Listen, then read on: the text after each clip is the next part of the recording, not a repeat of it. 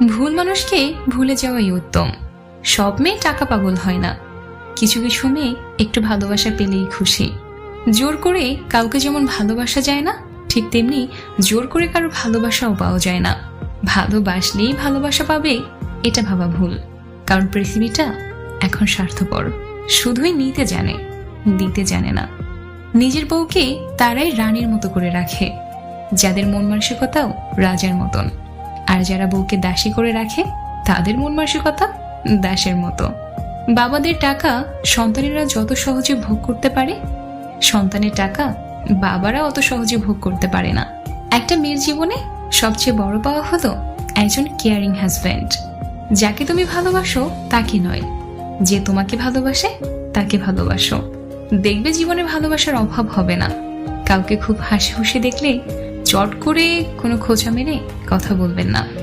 এমনও হতে পারে এই হাসিটুকুর জন্য সে অনেক দিন ধরে অপেক্ষা করছে, পারলে তার হাসিতে আপনি কিছু যোগ দিন।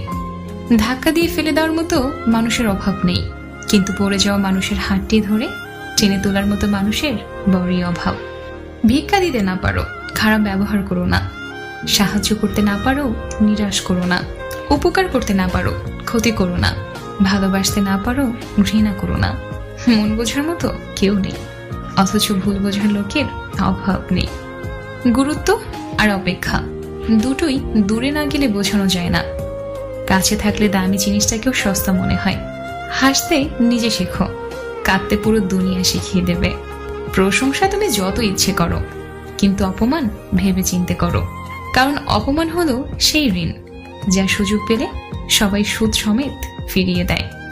মানুষ চিনতে না পারার জন্য লজ্জার কিছু নেই, কারণ অমানুষগুলো দেখতে মানুষের মতোই হয়। আমরা কারো কাছে ভালো, আবার কারো কাছে খারাপ। আসলে সত্যটা কি জানো?